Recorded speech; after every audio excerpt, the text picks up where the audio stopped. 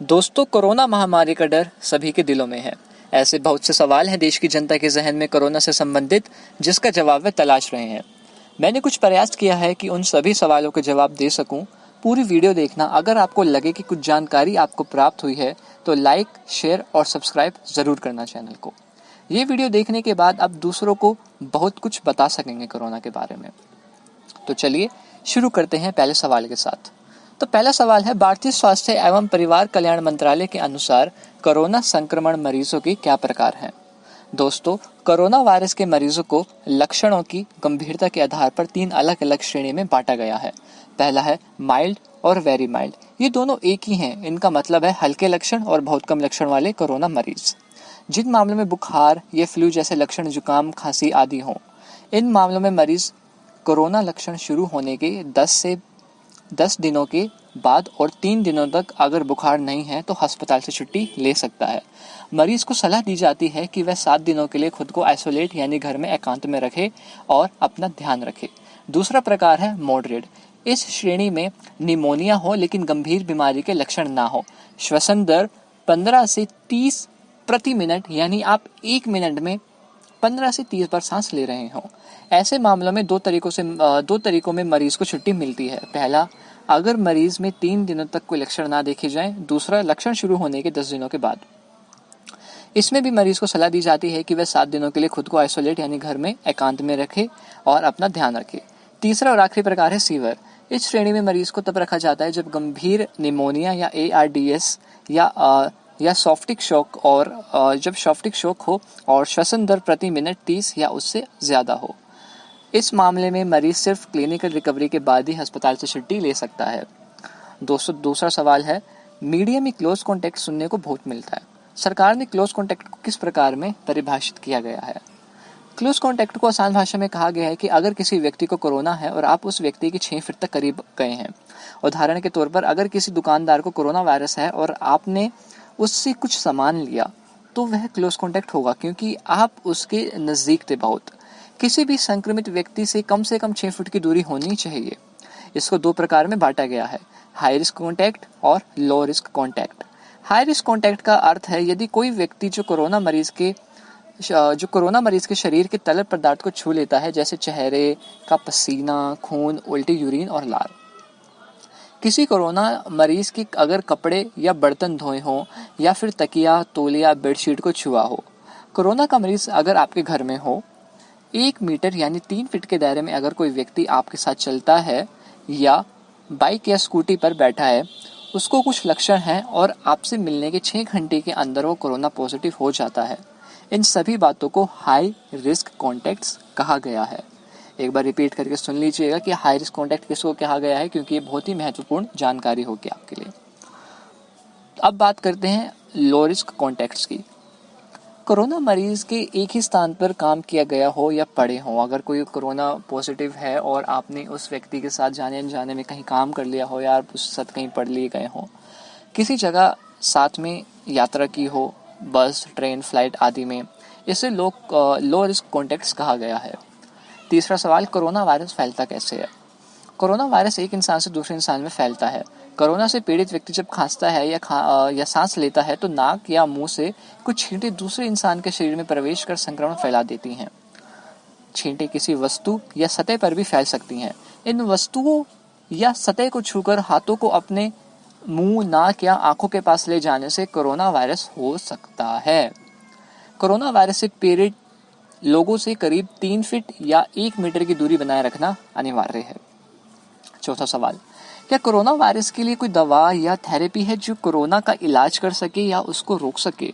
कुछ विदेशी पारंपरिक या घरेलू उपचार आराम दे सकते हैं और कोरोना के लक्षणों को थोड़ा कम कर सकते हैं, लेकिन इस बात की पुष्टि नहीं की जा सकती कि अभी तक कोई भी दवा या उपचार कोरोना को हरा सके। बहुत सी देसी और विदेशी दवाओं को क्लिनिकल ट्रायल किया जा रहा है।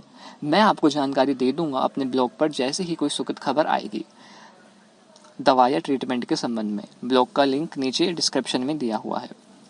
पांचवा सवाल, क्या कोरोना वायरस के लिए कोई वैक्सीन, ड्रग या इलाज है। दोस्तों, फिलहाल नहीं। अभी तक कोरोना की उपचार या इसे खत्म करने के लिए कोई वैक्सीन तैयार नहीं हो पाई है। कोरोना से गंभीर रूप से बीमार लोगों को अस्पताल में भर्ती कराया जाना चाहिए। छठा सवाल, किसे कोरोना वायरस का सबसे ज्यादा खतरा है?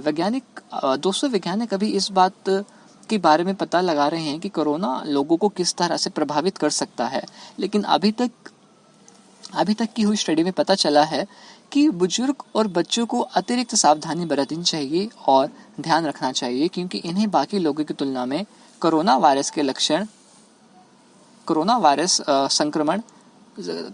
संक्रमण से ज़्यादा खतरा है। बुजुर्ग लोग खास तौर से 60 उम्र वाले जो हैं उनको ज़्यादा खतरा रहता है, इसलिए 60 साल से ज़्यादा उम्र के जो बुजुर्ग हैं वो अपना खास ध्यान रखें। और आप भी अपने घर में अगर आपके बुजुर्ग हैं तो उनको बोलें कि अपना वो खास ध्यान रखें। 10 साल से छोटे बच्चे को भी ध्यान रखें। पहले से गंभीर व्यक्ति जैसे high blood pressure, heart attack disease और हार्ट डिसीज वगैरह और लिंग डिसीज, कैंसर या डायबिटीज़ वाले लोगों को भी बहुत ज़्यादा इससे खतरा है संक्रमण का। सातवां सवाल, कोरोना केयर फैसिलिटी और होम आइसोलेशन में खुद को कब रखें? जितने भी लोगों ने कोरोना टेस्ट करवाया है उनका रिजल्ट आना बाकी है या जो कोरोना पॉजिटिव हैं वह कोरोना केयर फैसिलिटी और होम आइसोलेशन में खुद को रखें। इसकी कुछ श्रेणियां हैं, जैसे असिम्प्टोमेटिक। वायरस का संचारण उन लोगों द्वारा होता है जिनमें लक्षण नहीं दिखाई देते और कभी भी उनके संक्रमण के लक्षण ठीक व्यक्ति नहीं पहचान सकेगा। अगर कोई व्यक्ति पॉजिटिव है कोरोना का और आप उसके साथ हैं तो आप उसके लक्षण नहीं पहचान सकेंगे, लेकिन वह संक्रमित व्यक्ति कभी भी दूसरों को बहुत बीमार कर सकता है। आपको भी कोई लक्षण खुद में ना दिखें तो आप असिम्प्टोमेटिक श्रेणी में हैं। दूसरा, माइल्ड मतलब होता है हल्के लक्षण और वेरी माइल्ड मतलब होता है बहुत कम लक्षण। तीसरा है प्री सिम्प्टोमेटिक। वायरस का संचरण उन लोगों द्वारा हो सकता है जो बीमार नहीं दिखते या बीमारी महसूस नहीं करते, लेकिन बाद में लक्षण मिलेंगे। वे इसे जाने बिना भी दूसरों को संक्रमित कर सकते हैं। इन तीनों श्रेणी में कोरोना वायरस के बेहद हल्के लक्षण होने पर इलाज घर पर ही किया जा सकता है, यानी कि होम आइसोलेशन। और जो दूसरी श्रेणी है वो ये है मॉडरेट मतलब ना हल्के लक्षण ना ही अति गंभीर। सीवियर मतलब गंभीर लक्षण वाले मामले। इस श्रेणी में आप खुद को किसी एक कोविड केयर फैसिलिटी में रख सकते हैं। Covid care centre, dedicated Covid care health centre, dedicated Covid अस्पताल, इन सभी में से एक जगह आपको इलाज करवाने की आवश्यकता है मॉडरेट और सीवियर मामलों में। Asymptomatic, wild, very mild, pre symptomatic लक्षण वाले मरीजों को होम आइसोलेशन के दौरान सरकार द्वारा कुछ दिशा निर्देशों का पालन करना होता है। जैसे ऐसे मामले में सेल्फ आइसोलेशन के लिए और परिवार के सदस्यों को क्वारंटाइन करने के लिए मरीज निवास पर अपेक्षित सुविधाएं होनी चाहिए। आरोग्य सेतु ऐप को मोबाइल पर डाउनलोड करने को कहा गया है। आरोग्य सेतु ऐप तो आप डाउनलोड प्ले स्टोर और ऐप स्टोर से डाउनलोड कर ही सकते हैं। और अगर किसी व्यक्ति के पास स्मार्टफोन नहीं है और आरोग्य सेतु डाउनलोड करने के लिए सबसे बड़ी बात यह है कि इसको आपको एक्टिव 24 घंटे रखना है। अगर किसी के पास स्मार्टफोन नहीं है तो उसके लिए भारत सरकार ने फीचर फ़ोनों के लिए आरोग्य IVRS 1929 सर्विस की शुरुआत की है। इस सर्विस के लिए व्यक्ति को टोल फ्री नंबर पर मिस्ड कॉल करनी है और वो नंबर है 1929 यानी कि 1921। इस नंबर पर मिस्ड कॉल करने के बाद आपको वापस कॉल आएगा। इस कॉल में आपके स्वास्थ्य से जुड़े इनपुट्स लिए जाएंगे। इसे लैंडलाइन फ़ोन से भी किया जा सकता है। मरीजों को आत्म अलगाव पर एक उपक्रम भरना होगा और होम आइसोलेशन के दिशा निर्देशों का पालन करना होगा। मरीजों को नियमित रूप से अपनी स्वास्थ्य स्थिति की जानकारी जिला निगरानी अधिकारी को समय समय पर देती रहनी होगी।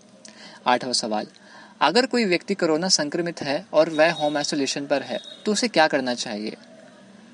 ऐसे मामलों में आरोग्य सेतु ऐप मरीज को फ़ोन में होना चाहिए।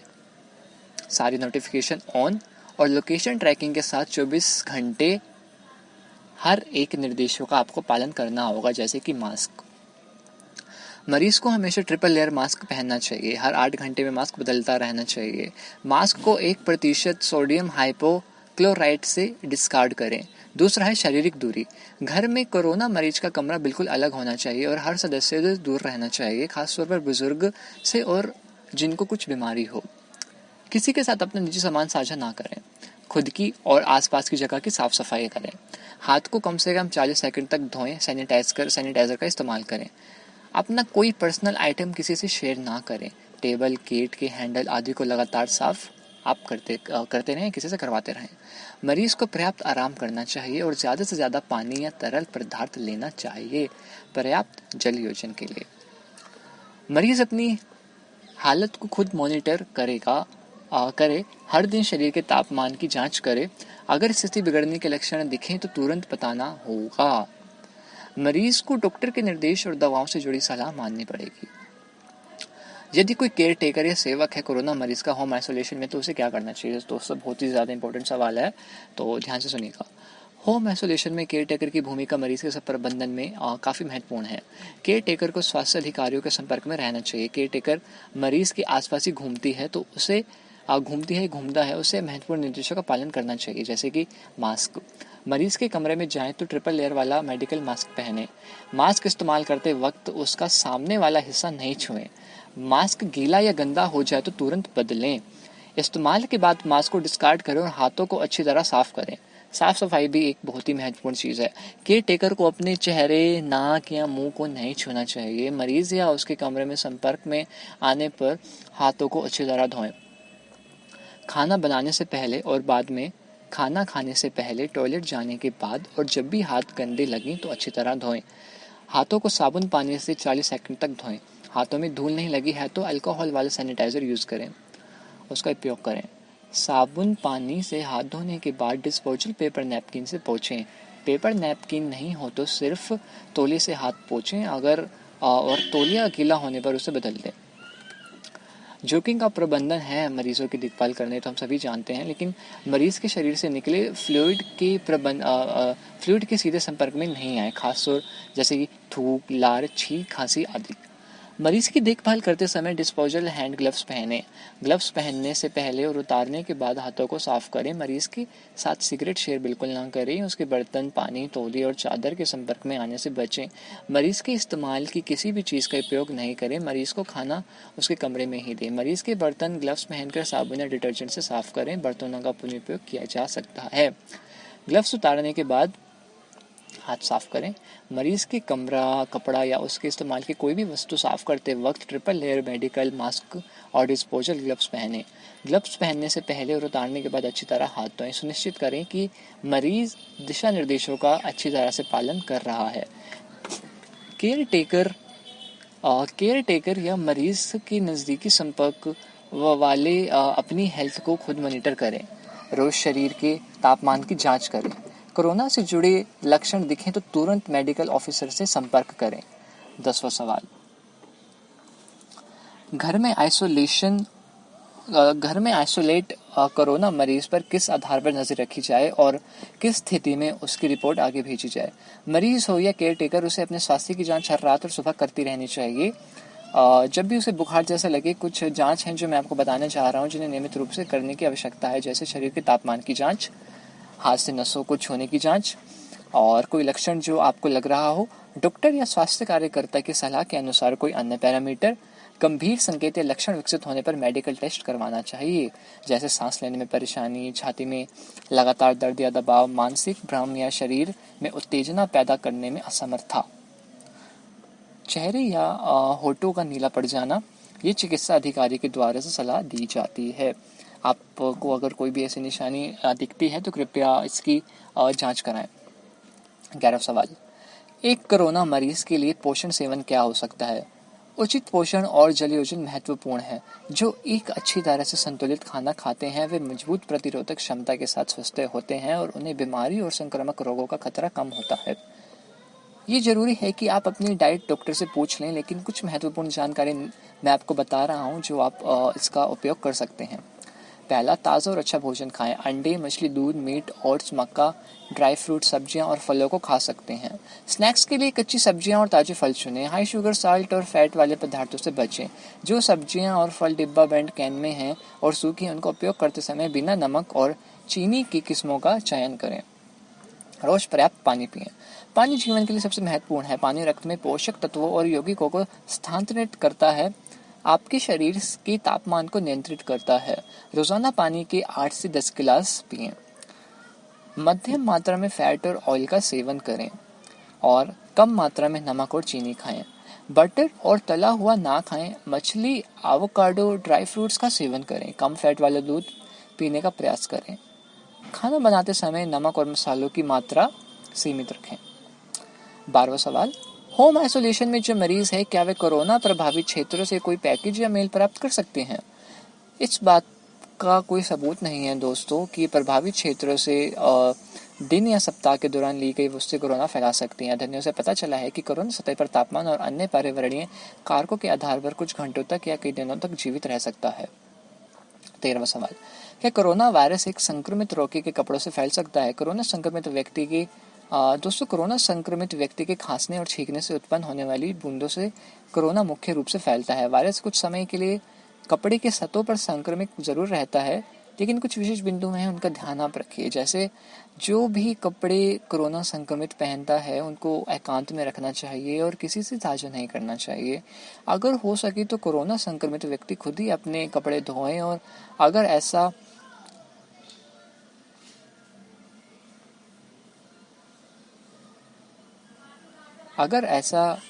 अपने कपड़े अन्य सामान अगर हो सके तो कोरोना संक्रमित व्यक्ति खुद ही अपने कपड़े धोए। अगर ऐसा नहीं हो सकता तो जो धोएगा वह हाथों में ग्लव्स लगाकर धोए। 60 डिग्री पानी के तापमान में ब्लीच डालकर संक्रमित व्यक्ति के कपड़े धोने चाहिए। कपड़े और अन्य सामान जो संक्रमित व्यक्ति इस्तेमाल करता है वे रोज धोने चाहिए। 14वां सवाल, होम आइसोलेशन में कितने दिन रहना पड़ता है? जो मरीज होम आइसोलेशन में है वह होम आइसोलेशन खत्म कर सकते हैं ऐसे: कोरोना के लक्षण दिखने के 17 दिनों बाद होम आइसोलेशन में रहना होगा। 10 दिन तक बुखार न आने पर और रिपोर्ट नेगेटिव आने पर होम आइसोलेशन खत्म किया जा सकता है। होम आइसोलेशन की अवधि के अंत तक कोरोना से संबंधित सभी सामान्य सावधानी आपको बरतनी पड़ेंगी। 15वां सवाल, कोरोना मरीजों के लिए अस्पताल से डिस्चार्ज होने की पॉलिसी क्या है? दोस्तों, कोरोना मरीजों के लिए नई डिस्चार्ज पॉलिसी 8 मई 2020 को स्वास्थ्य एवं परिवार कल्याण मंत्रालय द्वारा बनाई गई है। डिस्चार्ज के लिए कुछ मुख्य बिंदु मैं आपको बता देता हूँ। Mild, very mild, pre symptomatic मामले, इनके बारे में बताता हूँ। मरीज लक्षण शुरू होने के 10 दिनों के अंदर डिस्चार्ज हो सकता है और उसको 3 दिनों तक बुखार नहीं होना चाहिए। अस्पताल से छुट्टी दिए जाने से पहले जांच कराए जाने की जरूरत नहीं है। मरीज को सलाह दी जाती है कि वह 7 दिनों तक खुद को होम आइसोलेट करे और अपनी सेहत का ध्यान रखे। दूसरे हैं मॉडरेट मामले। मरीज डिस्चार्ज हो सकता है अगर उसमें 3 दिन तक कोई लक्षण ना देखे जाएं। लक्षण शुरू होने की 10 दिनों के बाद भी मरीज डिस्चार्ज हो सकता है। अस्पताल से छुट्टी दिए जाने से पहले जांच कराए जाने की जरूरत नहीं है। मरीज को सलाह दी जाती है कि वह 7 दिनों के लिए खुद को आइसोलेट यानी घर में एकांत में रखे और अपना ध्यान रखे। तीसरा है फीवर। मरीज सिर्फ क्लिनिकल रिकवरी के बाद ही अस्पताल से छुट्टी ले सकता है। मरीज को अस्पताल द्वारा छुट्टी देने से पहले RT-PCR जांच करानी होगी। RT-PCR जांच करानी होगी। 16वां सवाल, क्या करें अगर आप होम आइसोलेशन हुए व्यक्ति के साथ घर पर रह रहे हो? अगर आप होम आइसोलेशन हुए घर में रह रहे हैं और उस घर में संक्रमित व्यक्ति है तो आपको उससे दूरी बनाकर रखनी है। उस व्यक्ति को उसके कमरे में रखने की कोशिश करें। अलग बाथरूम का इस्तेमाल करें अगर कर सकते हैं तो। साझा क्षेत्रों में जाने से पहले शमन करने वाले व्यक्ति को अपने हाथ धोने चाहिए और उस व्यक्ति से 6 फीट की दूरी रखनी चाहिए। घर में सभी को हाथ धोने की आदत एक तरीके से बनानी पड़ेगी। होम आइसोलेशन में रह रहे व्यक्ति को तुरंत अलग हो जाना चाहिए। अगर वह बीमार हो जाता है उसे स्टेट या डिस्ट्रिक्ट हेल्पलाइन नंबर पर फ़ोन करके सबसे पहले आवश्यकता सूचना देने की सोचे और वो सूचना दे। 17वां सवाल है, होम क्वारंटाइन क्या है? होम क्वारंटाइन का मतलब है अपने घर में रहते हुए अपने आप को दूसरे लोगों से अलग कर लेना। जो लोग खुद को होम क्वारंटाइन करते हैं उन्हें सलाह दी जाती है कि वे 14 दिनों के लिए अपने आप को दूसरों से अलग रखें। 18वां सवाल, होम क्वारंटाइन की आवश्यकता किसको है? 14 दिनों की होम क्वारंटाइन की आवश्यकता वाले लोगों में ये शामिल हैं: कोरोना प्रभावित देशों से यात्रा का इतिहास जिनका जुड़ा हो, घरेलू ट्रेन या हवाई यात्रा का इतिहास जिनका रहा हो, हाई रिस्क कॉन्टैक्ट्स वाले जो मैंने आपको पहले बताए हैं, यदि कोई कोरोना संक्रमित के घर में रहकर आया है। ये सभी केंद्र सरकार और राज्य सरकार की गाइडलाइन के मुताबिक होगा। अगला सवाल है 19वां, इंस्टीट्यूशनल क्वारंटाइन क्या है? इंस्टीट्यूशनल क्वारंटाइन है जब आपको डॉक्टर द्वारा कुछ समय के लिए क्वारंटाइन होने की सलाह दी जाती है। 20वां सवाल, इंस्टीट्यूशनल क्वारंटाइन की आवश्यकता किसको है? जिन्हें होम क्वारंटाइन होने को कहा गया है लेकिन उनके घर में पर्याप्त सुविधाएं नहीं हैं और वह आवश्यक सावधानी नहीं बरत सकते हैं, जैसे शारीरिक दूरी का पालन। और चिकित्सा अधिकारी द्वारा कहे जाने पर जब कोई संदिग्ध मामला हो और उसके लक्षण बढ़ रहे हों, अगर कोई रेल, हवाई, बस यात्रा का इतिहास रहा है सरकार के गाइडलाइन के मुताबिक, उसे इंस्टीट्यूशनल क्वारंटाइन की ज़रूरत होती है। 21वां सवाल, खुद को सेल्फ क्वारंटाइन कैसे करें? सेल्फ क्वारंटाइन के दौरान आपको आपके घर पर या स्थान पर जहां आप हैं वहां से 14 दिनों के लिए आपको बाहर नहीं निकलना, किसी भी ऐसी जगह ना जाएं जहां किसी से आप मिलें, जैसे कि मार्केट, कॉलेज, स्कूल, कोई पार्टी में बिल्कुल ना जाएं। दूसरी चीज़ हो सकती है, आपके घर या स्थान में बस वही लोग होने चाहिए जो आपके साथ रहते हैं, आपको किसी बाहरी व्यक्ति से नहीं मिलना है। और अगर आपसे कोई मिलने आया है या कोई सामान देने आया है तो घर के किसी और सदस्य से कहें उस व्यक्ति से मिलने के लिए। अगर आप पीजी हॉस्टल में रहते हैं, कि मतलब पेइंग गेस्ट में रहते हैं, हॉस्टल में रहते हैं, तो किसी और को ही कहीं बाहरी व्यक्ति से मिलने के लिए। सेल्फ क्वारंटाइन के दौरान आपने आपकी जांच करें कि कोई कोरोना का लक्षण तो नहीं। अगर आप बीमार पड़ जाते हैं, घर के सदस्यों को सेल्फ क्वारंटाइन में रहना होगा और आपको तुरंत बीमार होते ही सरकारी हेल्पलाइन नंबर पर कॉल करके नेशनल हेल्पलाइन नंबर को सूचित करना होगा। नेशनल हेल्पलाइन नंबर है 1075 1075 यहाँ पे कॉल करके आपको सूचित करना होगा, जानकारी आपको देनी होगी अपने स्वास्थ्य से संबंधित। 22वां सवाल, क्या आरोग्य सेतु ऐप डाउनलोड करना होगा अगर आप सेल्फ क्वारंटाइन में हैं तो? हाँ, आरोग्य सेतु ऐप डाउनलोड करना अनिवार्य है। आरोग्य सेतु ऐप किसी भी कंफर्टेबल फोन में डाउनलोड किया जा सकता है। आपको अपने स्वास्थ्य की स्थिति को नियमित रूप से अपडेट करते रहना होगा। अगर किसी के पास स्मार्टफोन नहीं है तो उसके लिए भारत सरकार ने फीचर फोनों के लिए आरोग्य IVRS सर्विस की शुरुआत की। सर्विस का टोल फ्री नंबर है 1921। इस नंबर पर मिस्ड कॉल करने के बाद आपको वापस कॉल आएगा। इस कॉल में आपके स्वास्थ्य से जुड़ी इनपुट्स लिए जाएंगे। इसी लैंडलाइन फ़ोन से भी आप कर सकते हैं। 23वां सवाल है, वे कौन से लक्षण हैं जो इंगित करते हैं कि होम क्वारंटाइन हुए व्यक्ति को तत्काल अस्पताल में भर्ती होने की आवश्यकता है? कोरोना के सबसे सामान्य लक्षण बुखार और सूखी खांसी है। कुछ मरीजों को सीने में दर्द, बहती नाक या सुगंध की भावना खोने के संकेत मिल सकते हैं और इन्हें मिल भी रहे हैं। आप अपनी सूंघने की क्षमता को खो सकते हैं। बुजुर्ग लोगों और दिल की समस्याओं या मधुमेह जैसी गंभीर चिकित्सा समस्या वाले लोगों में कोरोना विकसित होने की सबसे अधिक संभावना होती है। बुखार, खांसी और सांस लेने में तकलीफ वाले लोगों को तुरंत स्वास्थ्य अधिकारियों को सूचित करना चाहिए या जिला हेल्पलाइन नंबर पर कॉल करना चाहिए। अगला सवाल 24वां, अगर कोई सेल्फ क्वारंटाइन है और कोरोना के रिजल्ट का इंतजार कर रहा है, रिपोर्ट नेगेटिव आती है, तो क्या उसे 14 दिनों के लिए सेल्फ क्वारंटाइन में रहना आवश्यक है? आंसर, अगर आपके लक्षण माइल्ड हैं या आपका कोरोना टेस्ट नेगेटिव आया है तो आपको तब तक सेल्फ क्वारंटाइन में रहना चाहिए जब तक कि आपके सारे लक्षण नहीं चले जाते। यदि आप सुनिश्चित नहीं हैं कि क्या करना है तो चिकित्सा अधिकारी से बात करें। आपको कब तक सेल्फ क्वारंटाइन की आवश्यकता है? आप अपने डॉक्टर की सलाह पर सामान्य गतिविधियों में लौट सकते हैं, लेकिन आपको तभी भी शारीरिक दूरी का पालन करते रहना होगा। अगर आप हाई रिस्क कॉन्टैक्ट की श्रेणी में हैं तो 14 दिनों तक अपने स्वास्थ्य की जांच करें। यदि आपको कोई नया लक्षण दिखाई देता है तो स्वयं सेल्फ क्वारंटाइन करें और अपने राज्य या डिस्ट्रिक्ट हेल्पलाइन को सूचित करें। 25वां सवाल,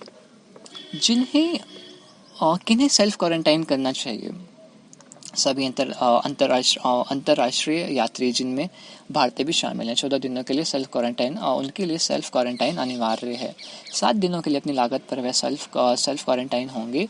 7 दिनों के लिए अपने घर पर आइसोलेट रहना होगा। रोजाना जांच करनी होगी शरीर की। अगर कोई लक्षण मिले तो संपर्क करें डिस्ट्रिक्ट हेल्पलाइन नंबर या फिर राज्य हेल्पलाइन नंबर पर या फिर नेशनल हेल्पलाइन नंबर पर। 26वां सवाल, सेल्फ क्वारंटाइन के दौरान मरीज और उसके परिवार द्वारा उपयोग किए जाने वाले मास्क का निपटान कैसे करें? सेल्फ क्वारंटाइन के संदिग्ध मामले या कोरोना पॉजिटिव मामलों के कारण उत्पन्न जैव चिकित्सा अपशिष्ट को अलग से पीले बैग में एकत्र किया जाना चाहिए। वह पीला बैग कूड़ा उठाने वाले को दे देना चाहिए। 27वां सवाल, नर्सिंग माताओं के लिए प्रोटोकॉल क्या है जो कोरोना पॉजिटिव है? मौजूदा रिपोर्ट में मां के दूध में कोरोना पैदा करने वाले वायरस का पता नहीं चला है। यदि मां और बच्चे को स्थायी रूप से अलग कर दिया जाता है तो मां को अपने दूध को व्यक्त करने के लिए प्रोत्साहित किया जा सकता है। और कोई और जैसे कि नर्स बच्चे को दूध भी पिला सकती है। बोतलों को छूने या अपने बच्चे की देखभाल करने से पहले हाथ धोने के लिए सभी देखभाल करने वालों को याद दिलाएं कि यदि आप सीधे स्तनपान का निर्णय लेते हैं तो वायरस के संक्रमण को प्रसार रोकने के सभी कदम उठाएं। अगला सवाल, यदि कोई वंदे भारत मिशन का एक अंतर्राष्ट्रीय रिटर्न है और इंस्टीट्यूशनल क्वारंटाइन में है तो क्या उसे 14 दिनों में पूरी अवधि के लिए क्वारंटाइन में रहना होगा अगर उसका कोरोना टेस्ट नेगेटिव आता है? स्वास्थ्य और परिवार कल्याण मंत्रालय द्वारा 24 मई 2020 को जारी दिशा निर्देशों के अनुसार बोर्डिंग से पहले सभी यात्री एक वचन देंगे कि वे 14 दिनों के लिए अनिवार्य क्वारंटाइन से गुजरेंगे। 7 दिनों के लिए अपनी लागत पर क्वारंटाइन का भुगतान करना होगा और इसके बाद 7 दिन स्वास्थ्य की निगरानी के साथ घर पर आइसोलेशन भी उन्हें करना होगा। 7 दिनों की अनिवार्य अवधि के पूरा होने के बाद यदि व्यक्ति का कोरोना टेस्ट नेगेटिव निकलता है तो नोडल अधिकारी को वचन देकर वह व्यक्ति घर पर 7 दिनों के लिए सेल्फ आइसोलेशन पर रह सकता है। अगला सवाल और आखिरी सवाल, क्या करें अगर कोई कोरोना पॉजिटिव है और उसके पास एक पालतू जानवर है? भोजन या बिस्तर साझा करने सहित अपने पालतू जानवरों के संपर्क से बचें। यदि आप बीमार होने के दौरान अपने पालतू जानवरों की देखभाल करते हैं तो एक कपड़ा चेहरा ढक कर रखें और उनसे बातचीत करने से पहले और बाद में अपने हाथ धो लें। यदि आप बीमार हैं और आपका पालतू पशु बीमार हो गया है तो आप अपने पालतू पशु को स्वयं पशु चिकित्सालय में ना लेके जाएं, बल्कि इसके बजाय अपने पशु चिकित्सालय को चिकित्सक को बुलाएं। तो ये कुछ सवाल थे। मैं आशा करता हूँ कि शायद आपको कुछ अधिक और महत्वपूर्ण जानकारी मिली होगी। ये काफ़ी महत्वपूर्ण जानकारी थी और आशा करता हूँ कि आपके सारे सवालों के जवाब देने में आपकी सहायता की होगी। यदि आपको ये जानकारी अच्छी लगी तो कृपया शेयर करें और सब्सक्राइब करें ताकि और भी जानकारी अलग अलग मुद्दों पर आप तक पहुँचा सकूँ। अगर आपका कोई और सवाल है तो कृपया कमेंट करके बताएं। धन्यवाद।